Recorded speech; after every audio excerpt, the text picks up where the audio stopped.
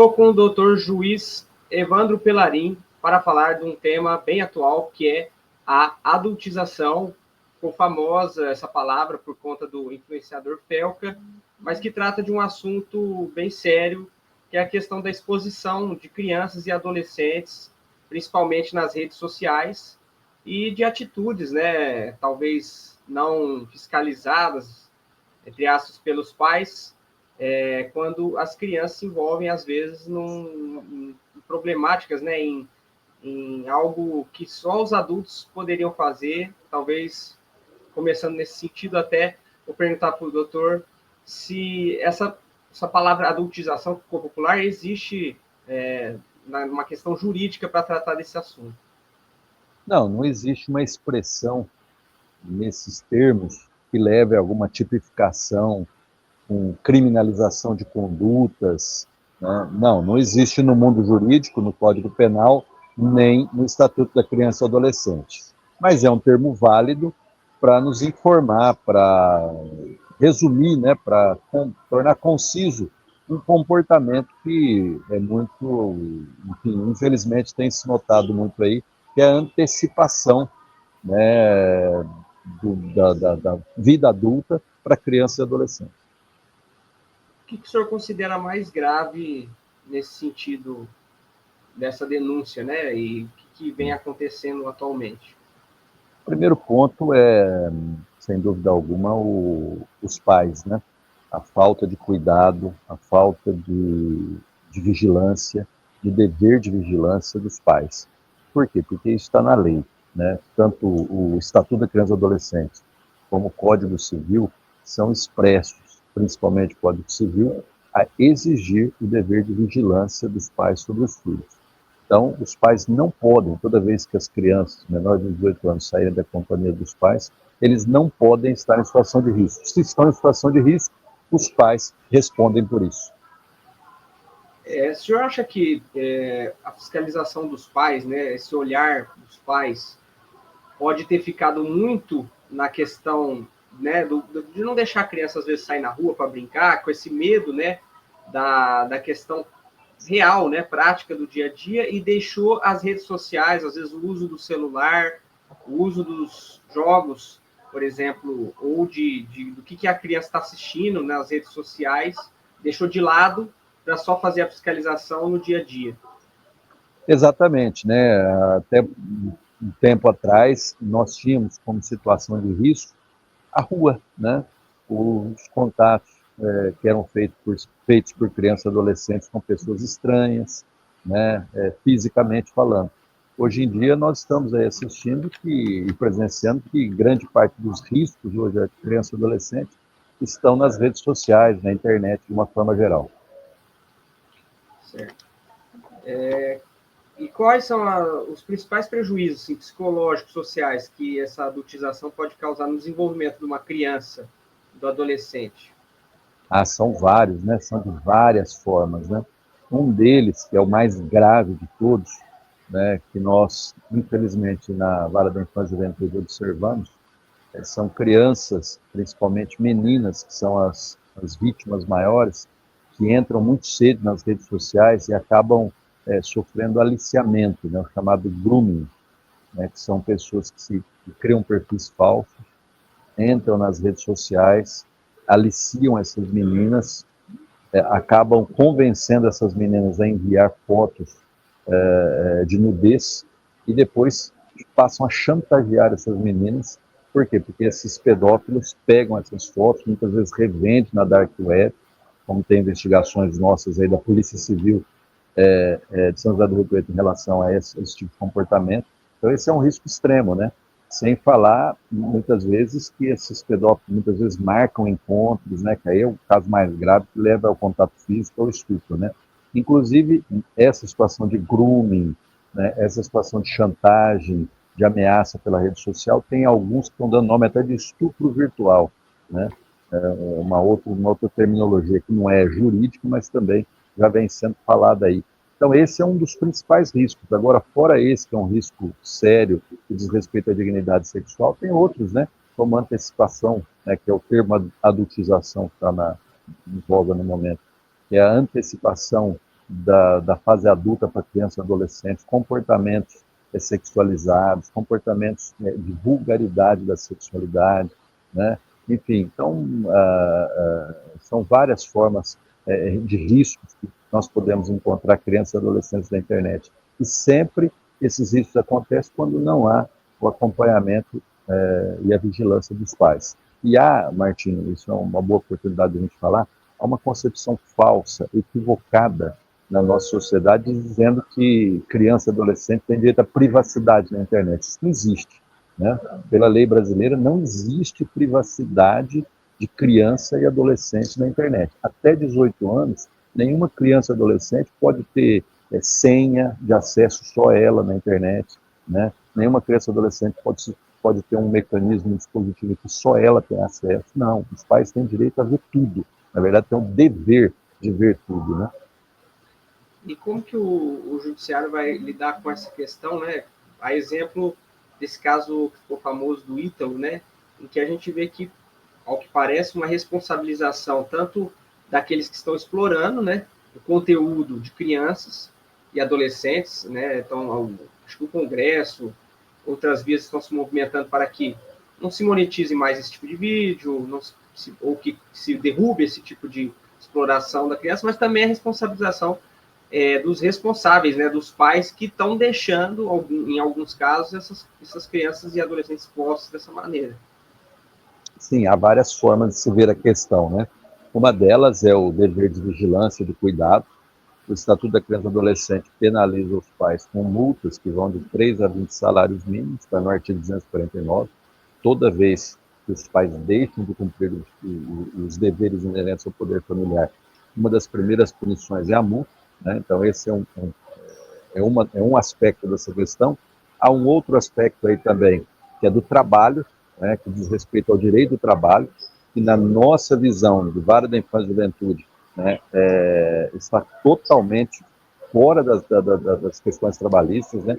O direito ao trabalho no Brasil se dá a partir dos 14 anos na condição de aprendiz e 16 pleno, e muitas vezes nós estamos vendo aí crianças trabalhando, efetivamente trabalhando, né, porque essas redes são monetizadas e muitas vezes monetizadas não em favor delas, né, sem falar a natureza do trabalho, ainda que seja um trabalho digno, lícito, mas muitas vezes essas redes são monetizadas não em favor delas, em favor de adultos, ou seja, uma exploração da força de trabalho, que é algo também previsto como crime, né, disciplinado no Código Penal. Então, tem vários aspectos para ver essa questão aí, e eu acho que chegou num momento bom. Esse vídeo ele trouxe aí, realmente jogou luz para vários aspectos de ilegalidade das crianças e adolescentes nas redes sociais. Eu li um livro recente que fala sobre o assunto das crianças e adolescentes na rede, né? E aí até fala que de 2010 para cá a saúde mental piorou muito, né? E 2010 foi quando surgiu o smartphone, então tem algumas pesquisas científicas que falam disso. E aí fala bastante dos meninos, dos homens, né? Dos crianças e adolescentes nos games, né? Muito, ou na pornografia, que é o maior perigo, e as mulheres, as meninas, que é nas redes sociais, assistindo esse tipo de coisa, ou postando esse tipo de coisa, e até fala de alguma questão de idade, né? Se aquelas crianças deveriam ter celular até certa idade, e depois se teriam que ter rede social, né? E o tempo de tela que se frequenta, né? O senhor tem alguma dica para dar nessa questão? Eu acho que todos nós, né, não só no Brasil, mas no mundo inteiro, de uma certa forma, passamos por esse problema, né? Estamos passando pelo problema e agora estamos nos dando conta da imensidão e da profundidade desse problema, né? Tanto que em vários países a gente vem observando aí regulamentações mais rígidas em relação às crianças e adolescentes com, né, não só acesso à rede social, não rígido em relação a ter e a possuir, né, celulares, telefones celulares, esses equipamentos, né? Então, algumas legislações, como por exemplo na Austrália, né, hoje já é proibido menores de 16 anos a ter acesso às redes sociais, né? Nós estamos vendo movimentos semelhantes na Europa, né? A DSA, que é uma legislação europeia em relação às redes sociais, ela tem avançado também bastante nesse sentido, né? Inclusive de só permitir o ingresso de menores de 18 anos com certificação dos pais, né, mediante uma identificação visual com documentação do menor e do pai, ou seja, o pai, né, está ali vigilante, autorizando. Enfim, há várias formas aí, né, o mundo inteiro está passando por isso. E em relação ao celular, em vários locais do mundo já se proibiu o celular em escola, né? No Brasil acompanhou também. E hoje o que a gente ouve nas escolas, de uma forma geral, viu?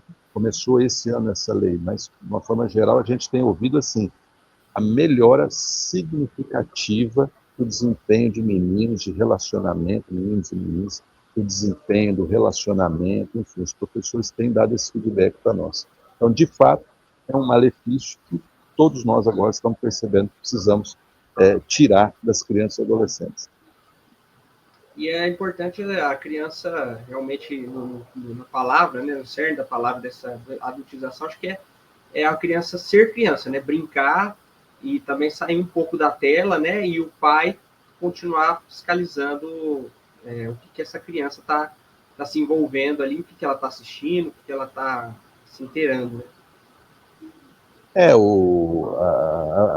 A pedagogia, a psicopedagogia, enfim, a psiquiatria também, infantil, de uma forma geral, né, o que você percebe é que todos esses mecanismos de educação dependem do estímulo dos sentidos, de todos os sentidos, né, principalmente do tato, do relacionamento, né, do contato, da conversação entre pessoas, o que as telas, os telefones dificultam, né?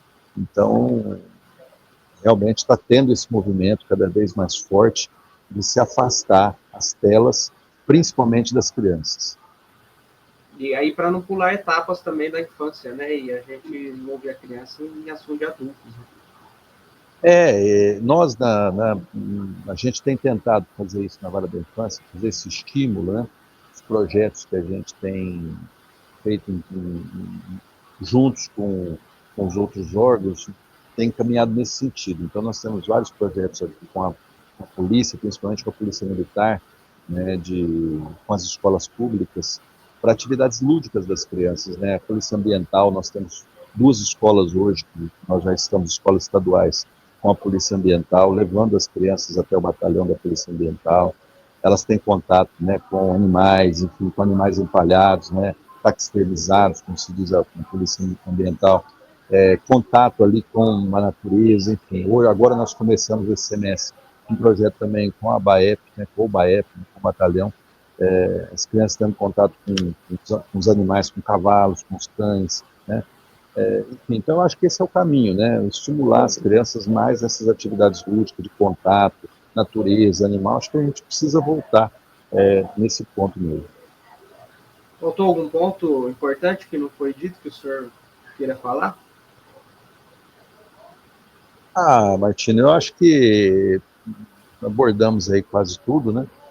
Acho que é importante ressaltar, né, já que o mote é esse, né, que o vídeo foi feito pelo influenciador, pelo Felca, né, ele destampou, né, ele trouxe, na verdade, a atenção para algo que estava aí, todo mundo estava vendo, né, todo mundo estava vendo o que estava acontecendo e pouco se mexia em torno disso. Então agora nós estamos vendo uma movimentação muito grande, não só das autoridades policiais, judiciais, mas também do próprio Congresso Nacional, né? O Congresso Nacional agora está passando uma legislação mais restritiva.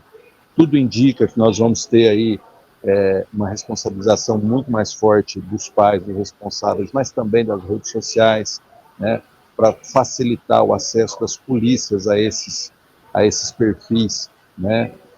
Que exploram crianças e adolescentes, a derrubada desses perfis, a não monetização desses perfis, enfim. Então, nós esperamos aí que além disso tudo, né, a legislação também possa ser alterada. Excelente. Agradeço a sua participação aqui na nossa gravação aqui no Poliscast, né? Não é Poliscast, mas é uma gravação online e foi muito importante. Valeu, obrigado a todos também que estão assistindo. Valeu, Martinho. Um abraço. Um abraço.